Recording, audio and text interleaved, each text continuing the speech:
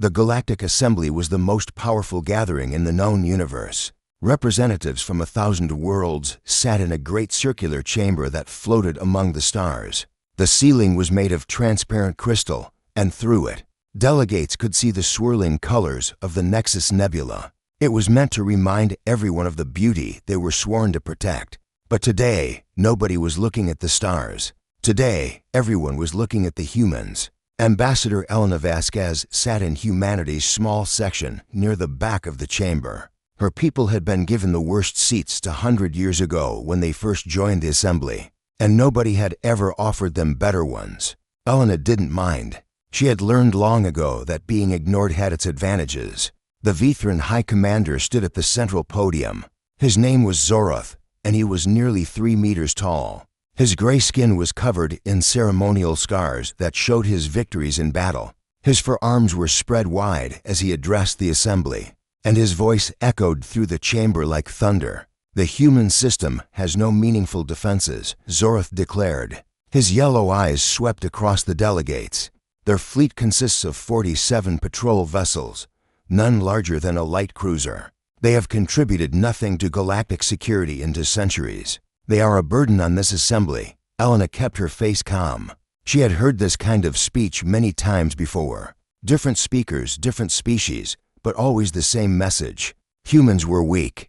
Humans were primitive.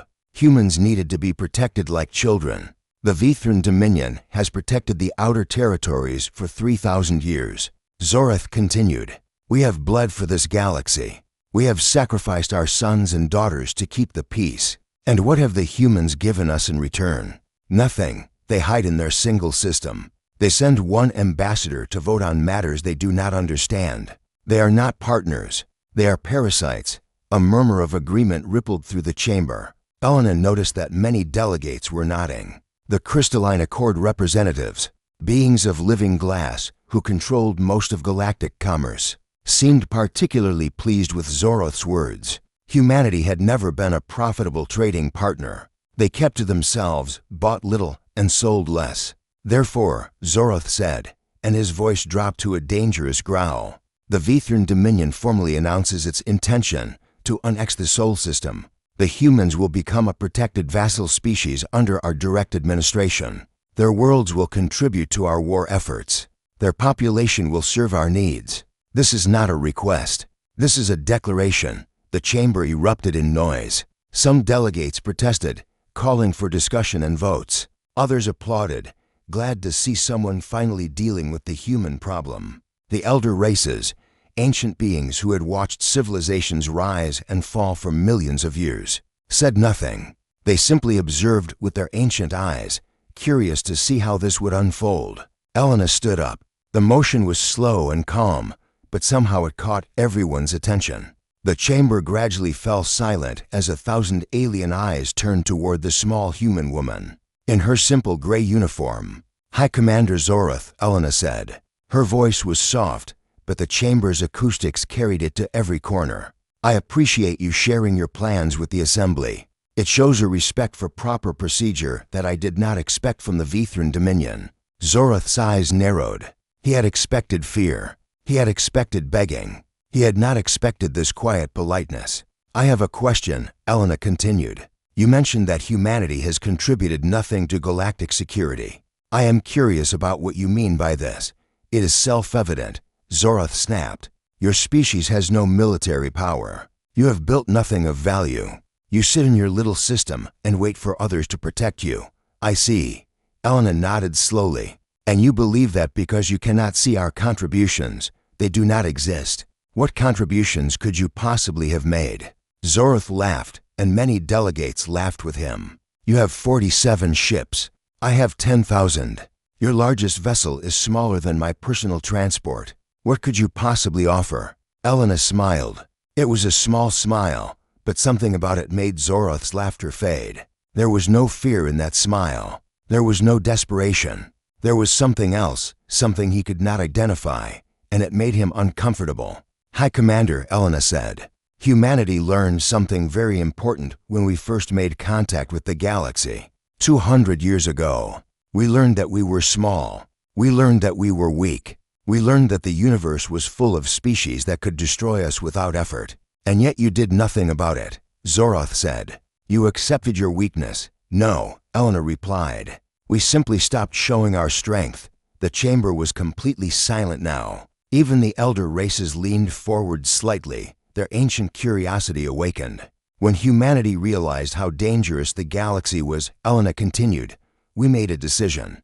We would not try to compete with established powers. We would not build fleets that would threaten our neighbors. We would not give anyone a reason to see us as a threat.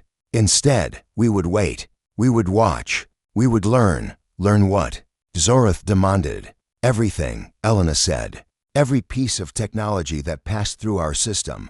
Every diplomatic communication we observed. Every scientific principle that your species considered too basic to protect. We collected it all. We studied it all. We improved upon it all. Zoroth stepped forward, his hands clenching into fists. You are bluffing. Your species does not have the capability to. High Commander, Elena interrupted gently.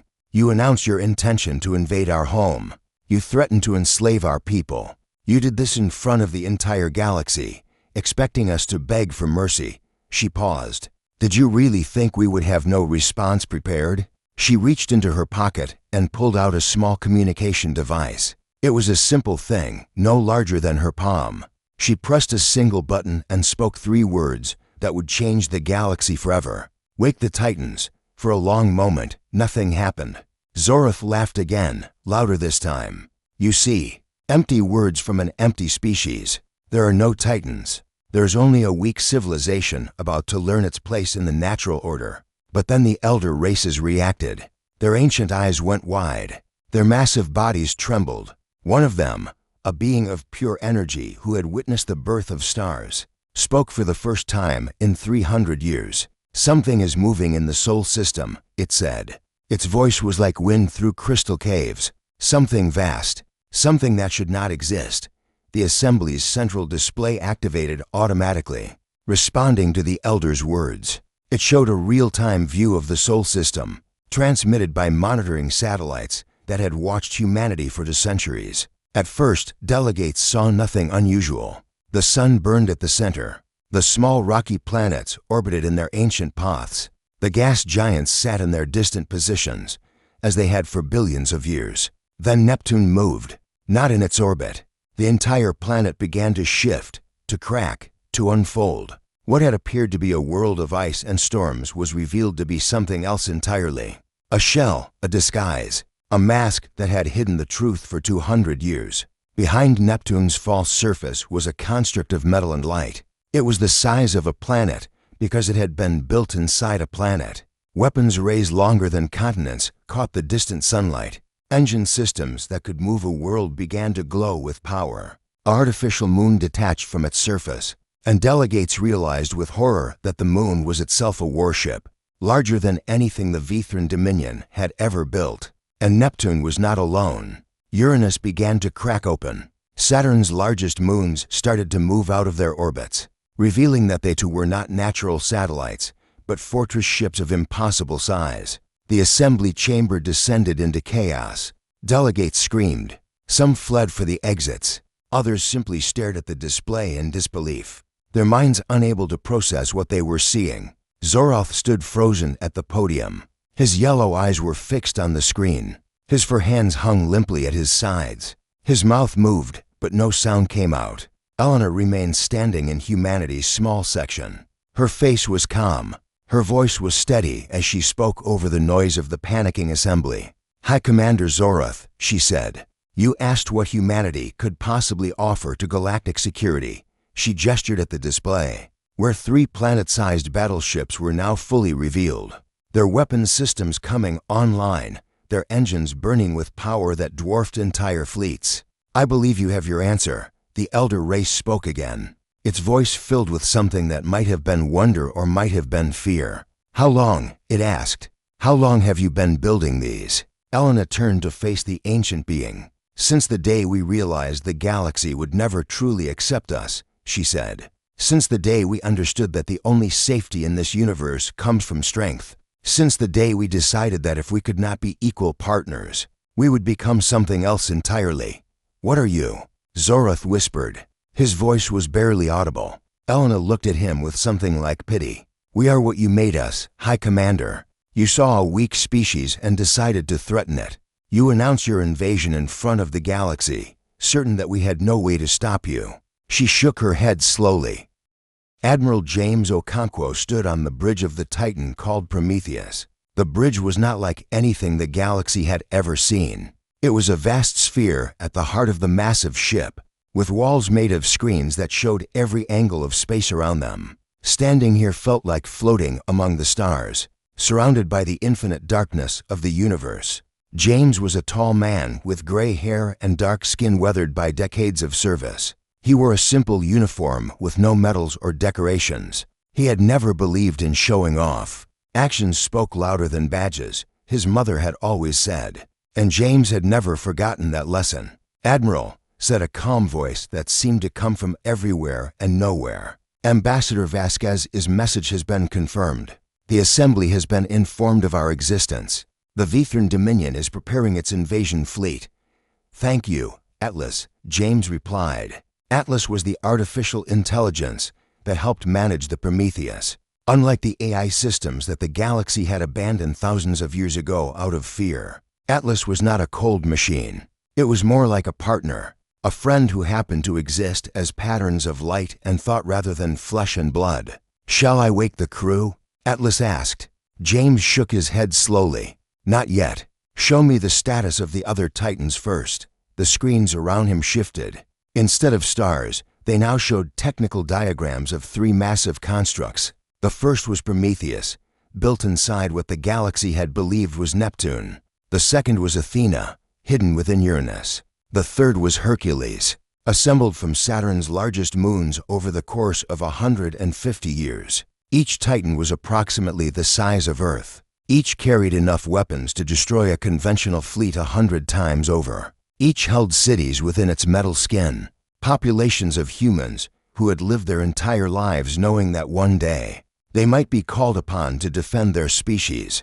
"All systems are operational," Atlas reported. "Athena reports ready status. Hercules is bringing its main reactor to full power. We will be at complete combat readiness in 47 minutes. James nodded. He walked to the center of the spherical bridge and looked out at the distant sun. Earth was a tiny blue dot from here, barely visible among the stars. 8 billion people lived on that dot. They were teachers and farmers and artists and scientists. Most of them had never held a weapon. Most of them had lived their whole lives in peace. They did not know that their peace had been protected by the Titans. They did not know that for 200 years, humanity's greatest minds had worked in secret to build these impossible machines. They did not know that their children had been raised in hidden cities among the outer planets, trained for a war that everyone hoped would never come. "Atlas," James said quietly, "show me the archive. Show me how we got here. Which portion of the archive, Admiral?" "The beginning." The screens changed again. Now they showed images from just centuries ago, when humanity had first received the signal that proved they were not alone in the universe. James had seen this footage 1,000 times, but he never tired of it. It reminded him why they had built the Titans. It reminded him what they were protecting. The first image showed the celebration. Millions of people dancing in the streets of every city on Earth, overjoyed by the news that intelligent life existed beyond their small world. They had believed, in their innocence, that contact with alien civilizations would bring an age of wonder and cooperation. The second image showed the reality. The Vithran warship that had arrived in Earth's orbit, so massive that it blocked out the sun. The demands transmitted in every language: surrender, submit, accept your place as a lesser species. The Galactic Assembly that had voted to make humanity a protected species, which really meant a species too weak to matter. The third image showed the decision: a secret meeting of Earth's leaders, hidden from alien censors, where humanity had faced a terrible choice. They could accept their fate as galactic servants, forever dependent on the mercy of stronger species, or they could begin a project so ambitious, so audacious, that no one would believe it was possible. They had chosen to build the Titans. "It took us 30 years just to hollow out Neptune without anyone noticing," Atlas said. James could hear something like pride in the AI's voice. We used the natural storms as cover for our mining operations. We told the galaxy we were conducting long-term atmospheric studies, and they believed us. James said. They had no reason not to. We were primitive. We were harmless. Why would we possibly be capable of building anything significant? James smiled slightly. That had been humanity's greatest advantage. The galaxy's contempt had been a shield. Nobody watched closely when you were considered too stupid to be a threat. The hardest part was the engines, Atlas continued. The screens showed massive constructions deep within Prometheus, devices that bent the very fabric of space to generate movement.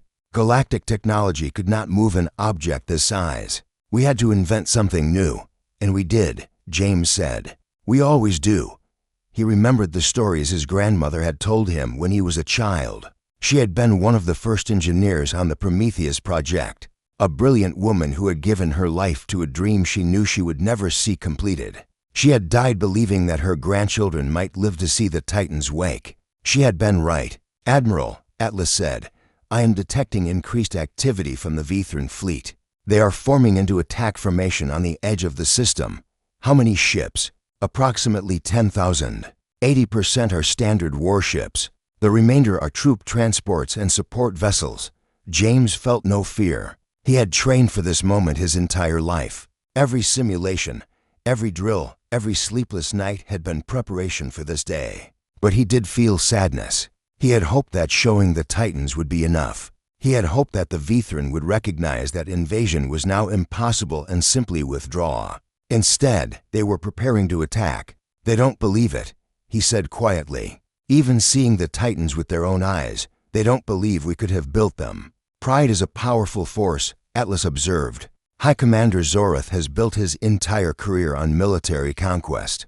Retreating now would destroy his reputation. He may feel that death in battle is preferable to the shame of surrender. Then he's going to get a lot of his people killed for nothing, perhaps. But Admiral, you have always known this was possible. We did not build the Titans hoping to never use them. We built them because we knew that someday, someone would force us to prove what humanity could do.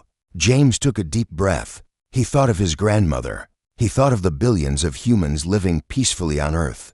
He thought of the generations of engineers and scientists and soldiers who had dedicated their lives to this project. Wake the crew, he said. All stations to battle readiness. But Atlas, make sure everyone understands the rules. The rules, Admiral. We do not fire first. We do not target populated ships unless absolutely necessary. We disable when possible and destroy only when we have no choice. We are not here to prove that humanity can kill more efficiently than the Vithran. We are here to prove that we are better than what the galaxy expected us to be, understood? Admiral, I will relay your orders.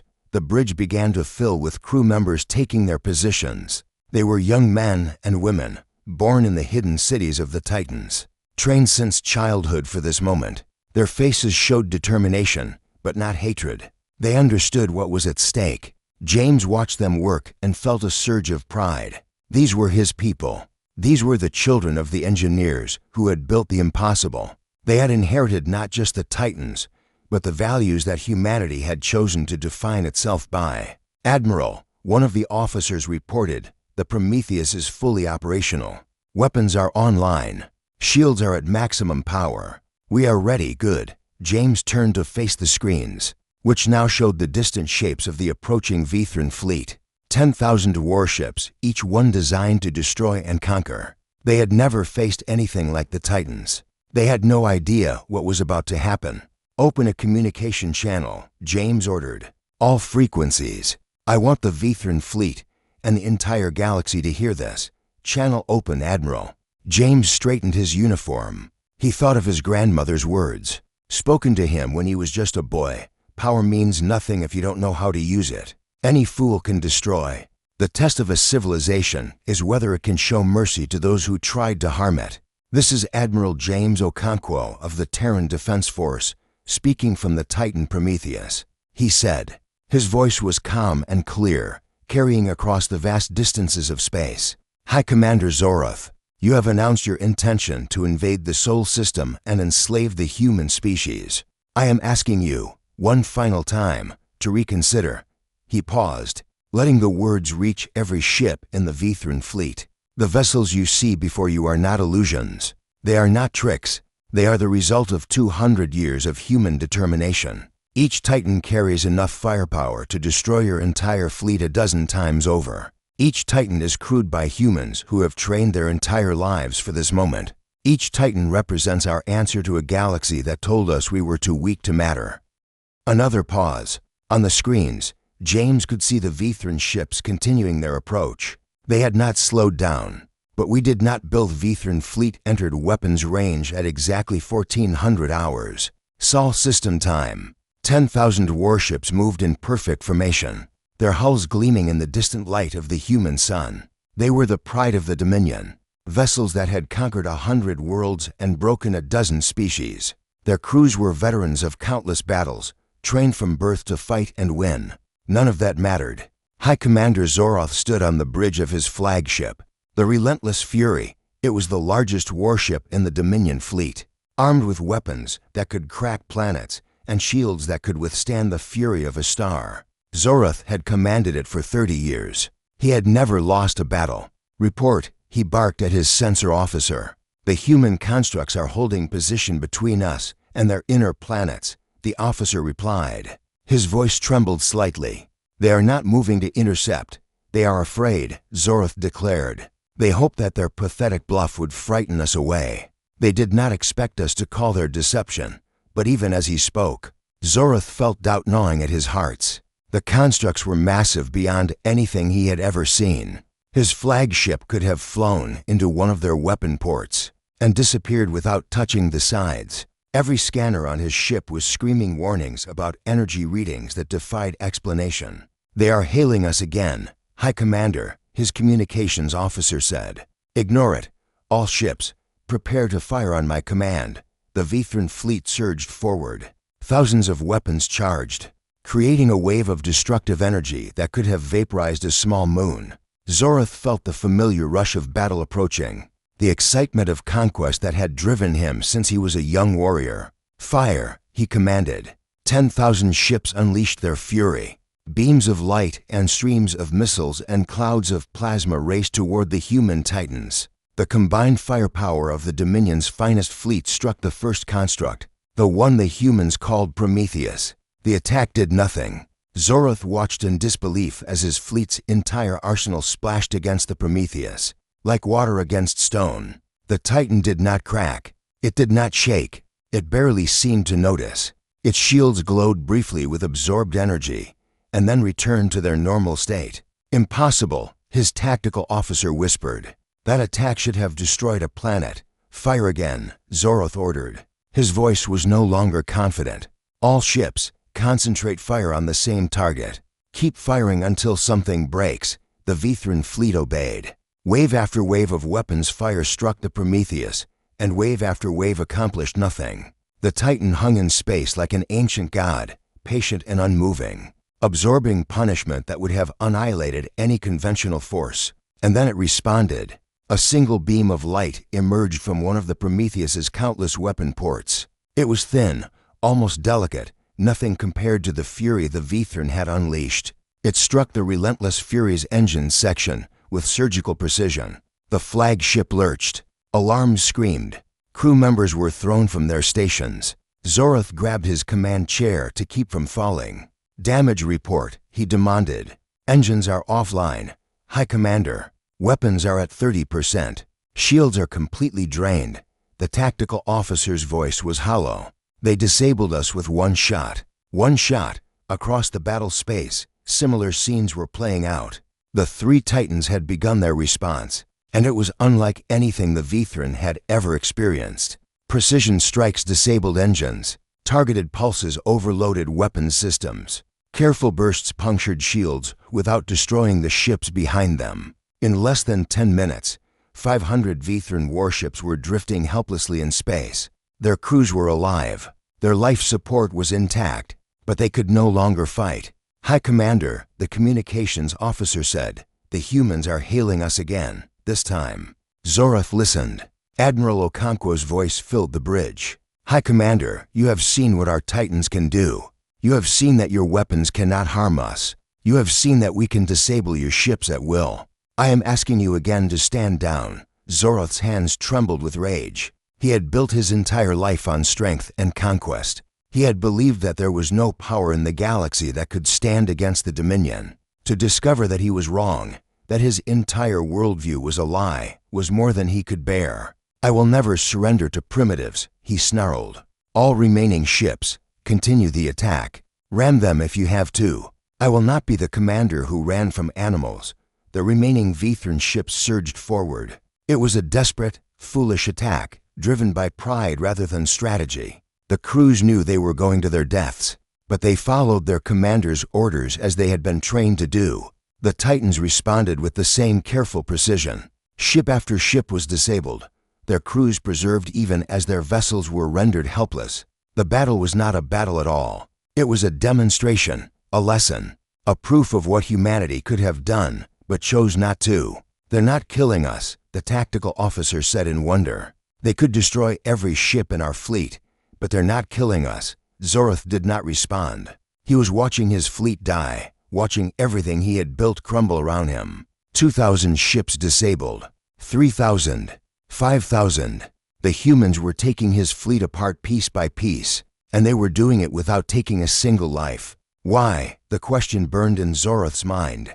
Any other species would have destroyed them. Any other species would have shown no mercy to an invader. But the humans were different. They had power beyond imagination, and they were using it with restraint that made no sense to Zoroth's warrior soul. "High Commander," his communications officer said, "we are receiving a new transmission. It is not from the Titans." "Who then?" "The Galactic Assembly. Every member world is watching the battle on live broadcast. The elder races are demanding that we cease hostilities."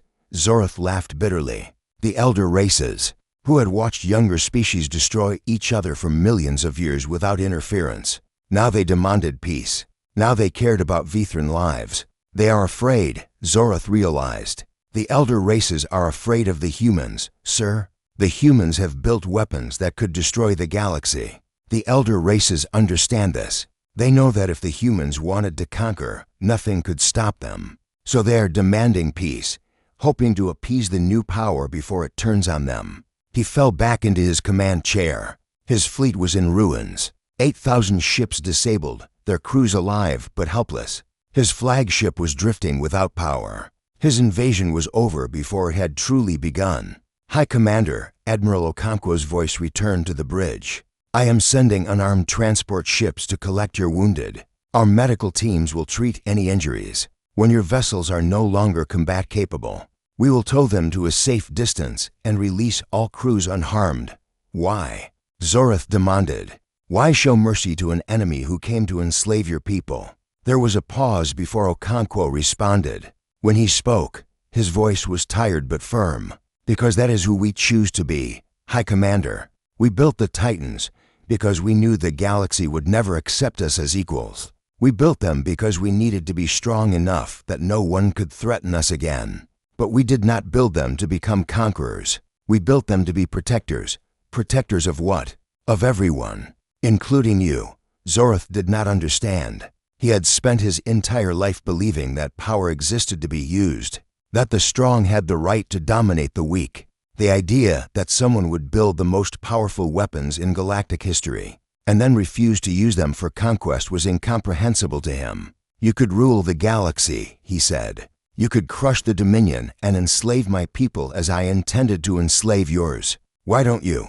"Because we remember what it felt like to be small," Okonkwo replied. "We remember the fear of looking up at a Vithran warship blocking out our sun. We remember the despair of being told we were too weak to matter. We do not want any other species to feel that way. Not even the species that tried to conquer us." Transport ships were approaching now. Small vessels marked with the symbol of human medical services. Vithran soldiers watched in disbelief as human doctors began treating their wounded, saving lives that any other conqueror would have taken without thought. "This battle is over, High Commander," Okonkwo said. "Your fleet is disabled. Your invasion has failed. But your people will live. Your crews will go home. And when they get there, they can tell the Dominion what they witnessed today." "And what is that?" Zoroth asked bitterly. That humanity was given the power to destroy everything, and we chose not to. That the species you considered primitive has become the most powerful force in the galaxy, and we used that power to save lives instead of taking them. That there is a better way to exist in this universe than constant war and conquest. The transmission ended. Zoroth sat in his darkened bridge, surrounded by the ruins of his fleet, and tried to understand what had happened. He had come to Sol System to enslave a weak species. He had found something he could not comprehend. He had witnessed power beyond imagination wielded with mercy beyond belief. And as the human transport ships continued their work of, the Galactic Assembly had never been so full. Every species that had a seat sent representatives. Even species that had not attended a session in centuries returned to witness what was about to happen. The chamber that floated among the stars was packed with beings of every shape and color and form, all of them watching the small human woman who stood at the central podium.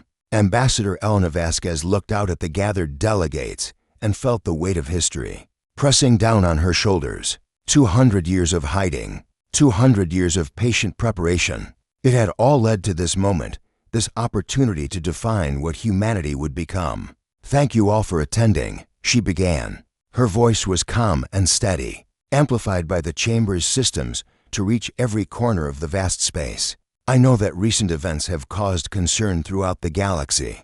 I am here to address those concerns directly." The Crystalline Accord representative, a being of living blue glass, spoke first. "Ambassador, the question on everyone's mind is simple. What does humanity intend to do with the power it has revealed?" Elena nodded. It was the obvious question, and she had prepared for it her entire life. "Let me answer that by telling you a story," she said. 200 years ago, when humanity first made contact with the galaxy, we believed we had found friends. We believed that the universe was full of species that would welcome us, teach us, help us grow. Instead, we found something else. She paused, letting the silence build. We found that the galaxy was ruled by fear. The strong dominated the weak. Species that could not defend themselves were absorbed or destroyed. The Galactic Assembly, this very body, had rules and procedures, but in the end, power was all that mattered. Murmurs rippled through the crowd. Many delegates shifted uncomfortably in their seats. "We were weak then," Elena continued. "We could not change what the galaxy was. We could not protect ourselves from species that saw us as prey. So we made a choice. We would become strong enough that no one could threaten us, but we would not become what threatened us." She gestured, and the chamber's displays showed images of the Titans. The delegates gasped, even though they had all seen the footage of the battle. Seeing the massive constructs displayed so clearly, their weapons systems and defensive capabilities detailed for all to see, was overwhelming. "The Titans represent the greatest concentration of military power in galactic history," Elena said. "Each one could defeat any fleet. Combined, they could threaten any world. We built them in secret for centuries, and nobody suspected what we were doing. Because you deceived us," the Vithran representative said bitterly. He was a junior diplomat, sent after High Commander Zoroth's fleet was captured. "You pretended to be weak while building weapons of unimaginable destruction." "Yes," Elena agreed. "We did deceive you. But let me ask you something. If we had revealed our construction projects early, what would have happened?" The Vithran had no answer, because the answer was obvious. The Dominion would have attacked before the Titans were complete.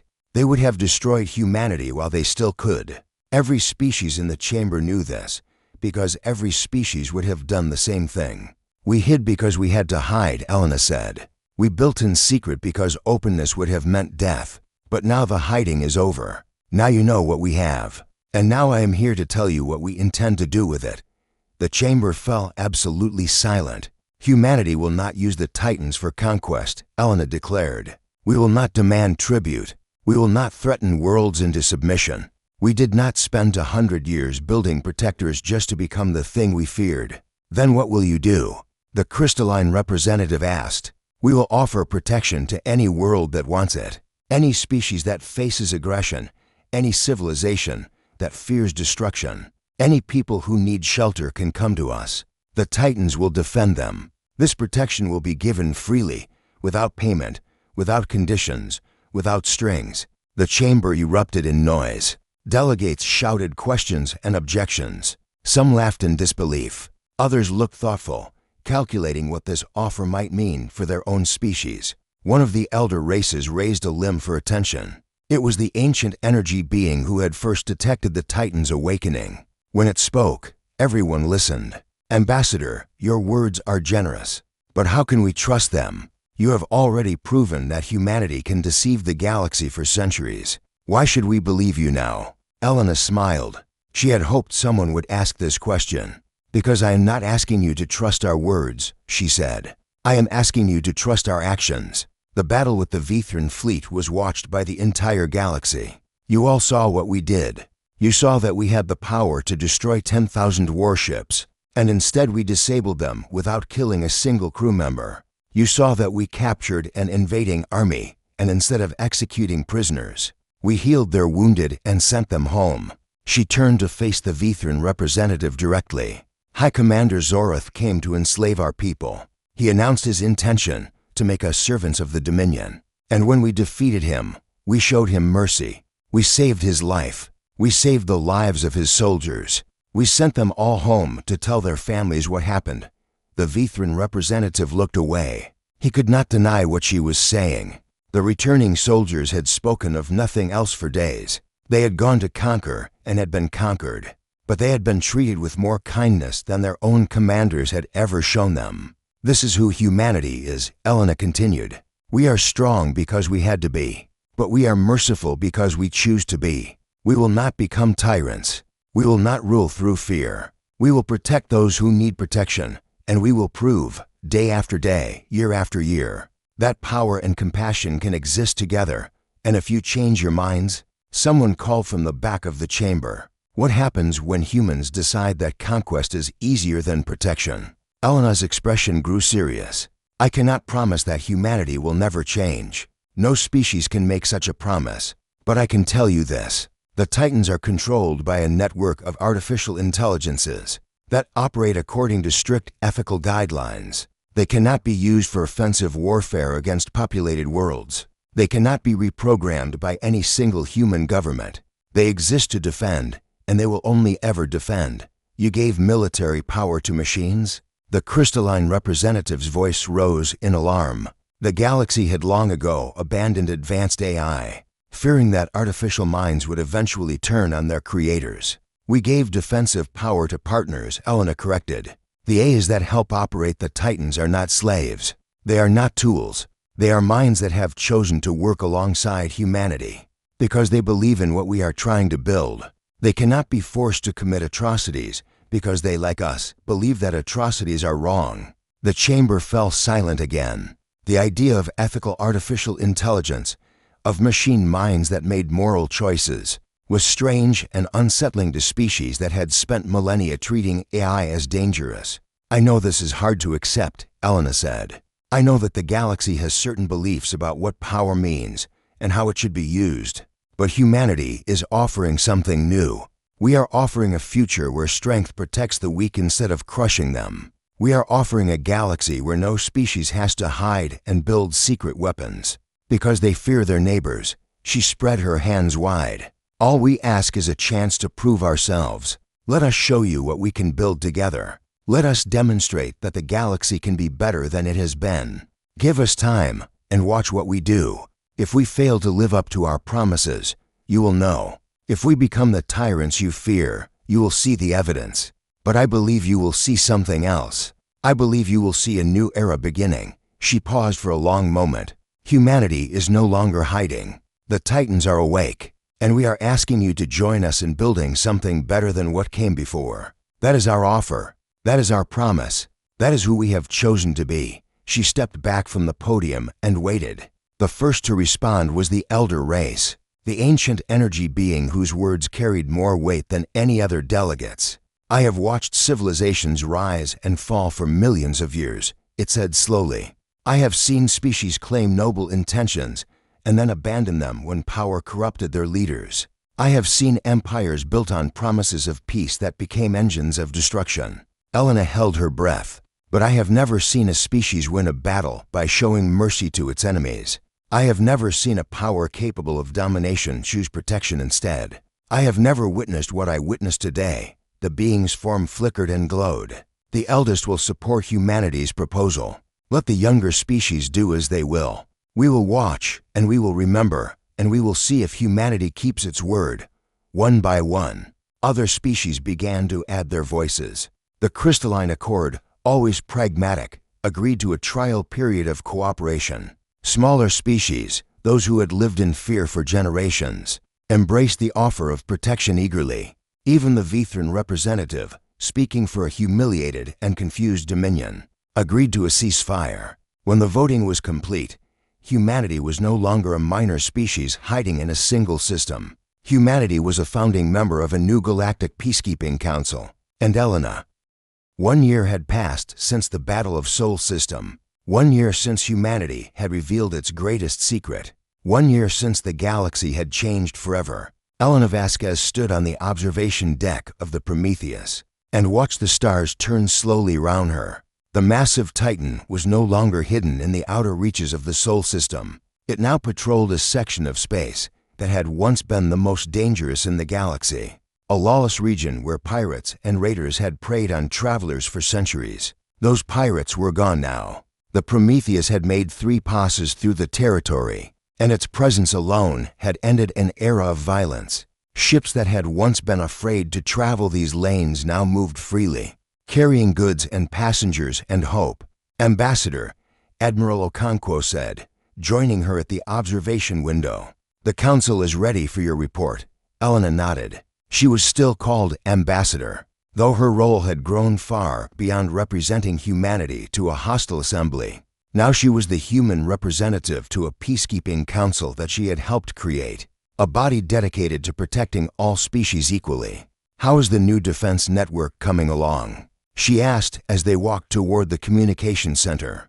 Ahead of schedule, Okonkwo replied. The Crystalline Accord has agreed to fund monitoring stations in 3 additional sectors. The former Vithran border worlds are already covered by the Athena's patrol route, and we have received requests for protection from 12 new species this month. Requests, not demands, Elena said. They are asking for help, not expecting conquest. Some of them still cannot believe it. Okonkwo admitted. The representative from Calyx Prime asked me 3 times if there were hidden conditions to our protection. He kept waiting for me to reveal the real price. What did you tell him? I told him the truth. The price is that we expect protected species to treat their own citizens with dignity, and to help other species when they are able. Beyond that, there is no cost.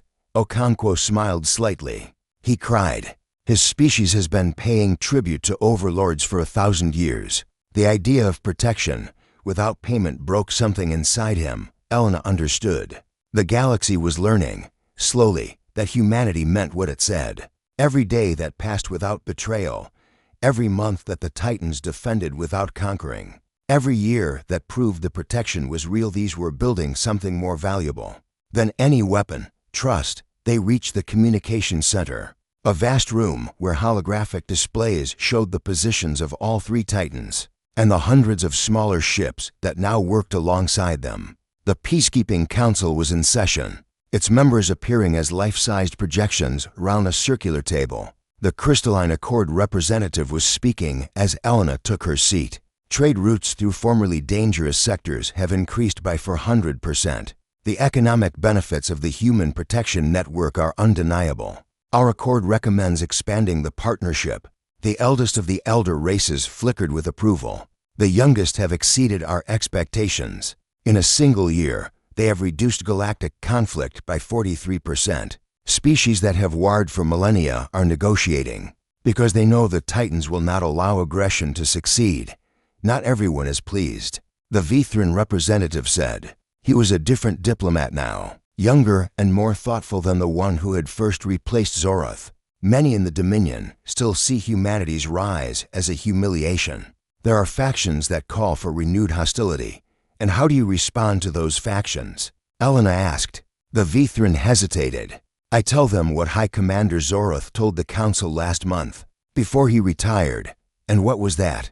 He said that the humans defeated our greatest fleet without killing a single warrior. He said that they captured him, healed his wounds, and sent him home with honor. He said that in all his years of conquest, he had never been shown mercy, and he had never shown it to others. The Vithran's voice grew quiet.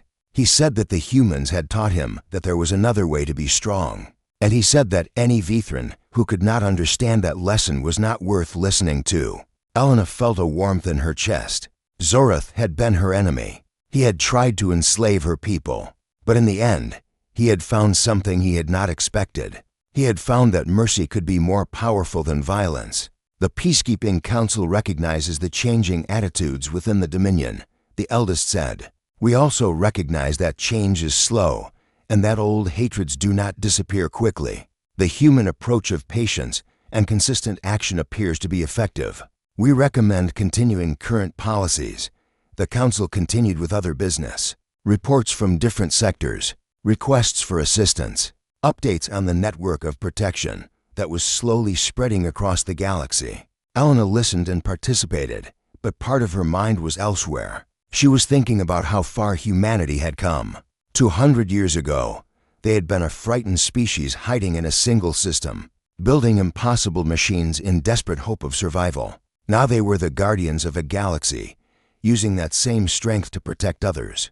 Had they made the right choice? She believed they had, but she also knew that the future was uncertain, that power could corrupt, that even the best intentions could be twisted by time and circumstance. After the council session ended, she returned to the observation deck. Okonkwo found her there again, staring at the stars. "You're worried," he said. "I'm always worried," Elena replied. "The galaxy has accepted us for now. But what happens in 100 years? What happens when the leaders who remember the old fear are gone, and new generations see only the Titans' power without understanding why we built them?" "We teach them," Okonkwo said simply. "We tell the stories.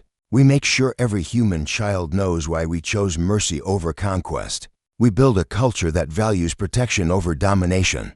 He paused. "And we hope it is enough." "Hope," Elena repeated. 200 years ago, hope was all we had. We hoped the Titans would be finished before someone attacked us. We hoped our secret would not be discovered. We hoped that when the moment came, we would be strong enough to survive. And we were. Yes, we were. She turned to face him. "But now hope is not enough. Now we have to do the work. Every day, every year, forever." Okonkwo nodded. "That is why we built the A is to help us," he said. "Atlas and its counterparts will remember when humans forget. They will maintain the ethical guidelines when humans are tempted to abandon them. They are our partners in this, not our servants." "I know," Elena said. "But even they cannot guarantee the future. They can only help us shape it."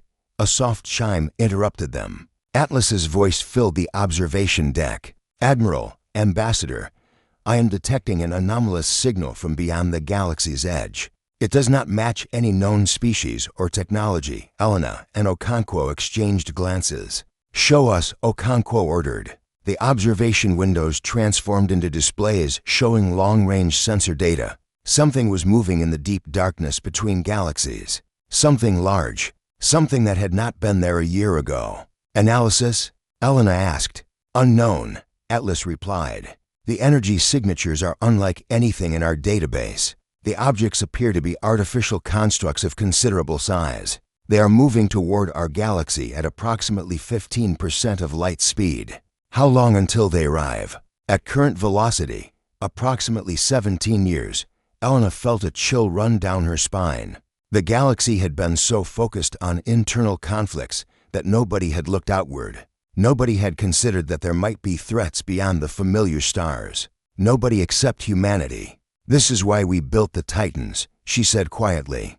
"Not just for the Vithran, not just for galactic politics. We built them because we knew somehow that the universe was larger and more dangerous than anyone wanted to admit." "The sensor data is still preliminary," Atlas cautioned. "The approaching objects may not be hostile. They may not be sentient. They may be natural phenomena we have not encountered before, but they might be dangerous," Okonkwo said. "And if they are, we need to be ready." Elena looked at the display, at the distant shapes moving through the void between galaxies. 17 years. Enough time to prepare. Enough time to build more defenses. Enough time to unite the galaxy against a common threat. if a threat existed. Alert the Peacekeeping Council, she ordered. Share all sensor data with every member species. Make it clear that we do not know what is coming, but that humanity will stand ready to defend the galaxy if defense is needed. And if it is not needed? Okonkwo asked. If these are peaceful travelers from another galaxy? Elena smiled. Then we will welcome them as we wish we had been welcomed. We will offer friendship instead of suspicion. We will prove that the galaxy has grown beyond its old fears. She turned back to the stars, to the distant shapes that might be friends or might be enemies. We built the Titans because we were afraid, she said, but we chose how to use them because we hoped. And now, whatever comes from the darkness, we will face it together. Not just humans, not just the Peacekeeping Council, the entire galaxy, united by a year of proven trust. Do you think we are ready? Okonkwo asked.